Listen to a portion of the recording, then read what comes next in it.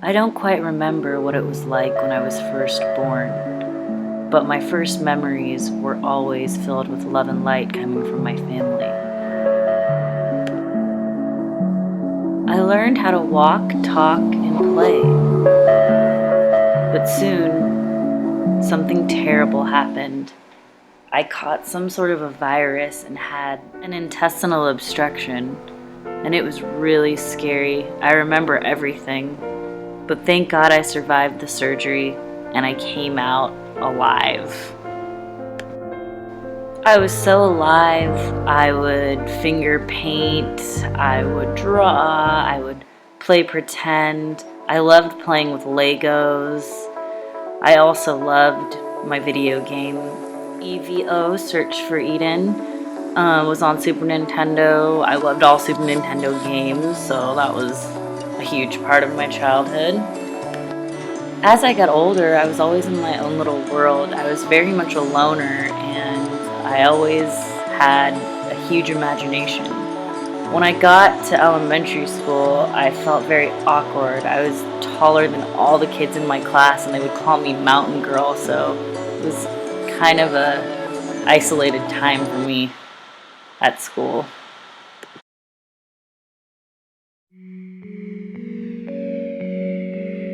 This isolation from kids my own age really allowed me to spend a lot more time with myself and with my family. My older cousin actually showed me my first tarot deck, and she did the first reading, and I became quite obsessed with the images and telling the future.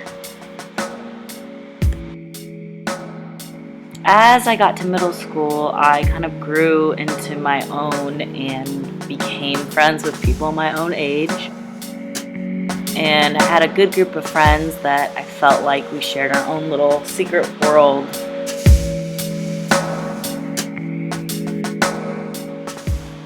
Unfortunately, as I got older, my intestines got twisted again, and I had to go back to the hospital to get surgery. This time, I vividly remember the horrible nightmares and feeling trapped in my own body. I did come out of the surgery, and I felt like the old part of me was released, and I did feel stronger, but I didn't forget the pain that I went through.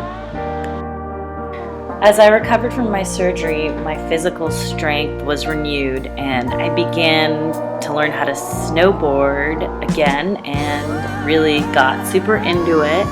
I met my first love and also had my first heartbreak, which sprung me into a pretty bad depression. You know, in my high school years, I was experimenting with drugs and sex and different types of feelings of addiction and going into my own world, really internally, I guess.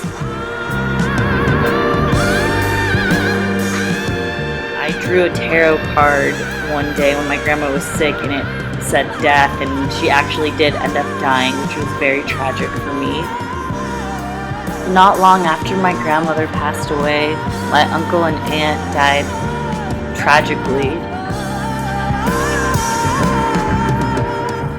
Me and my family decided to be closer to the rest of my family, so we moved from Seattle to LA. Moving back to LA brought me and my family a lot closer.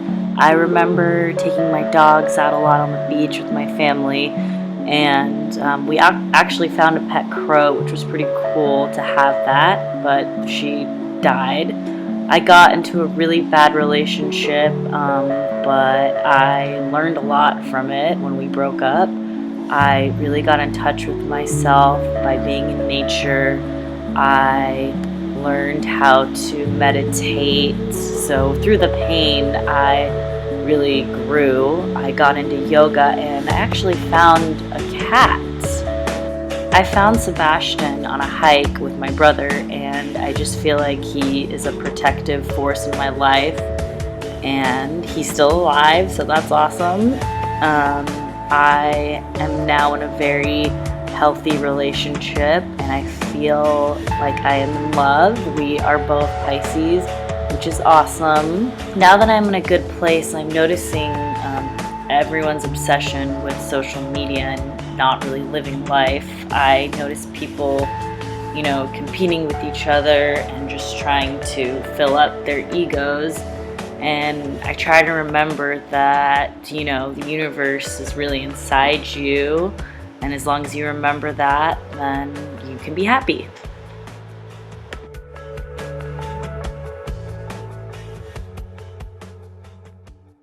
I now know that no matter what happens in my life, I have that power within to change it in whatever way I want.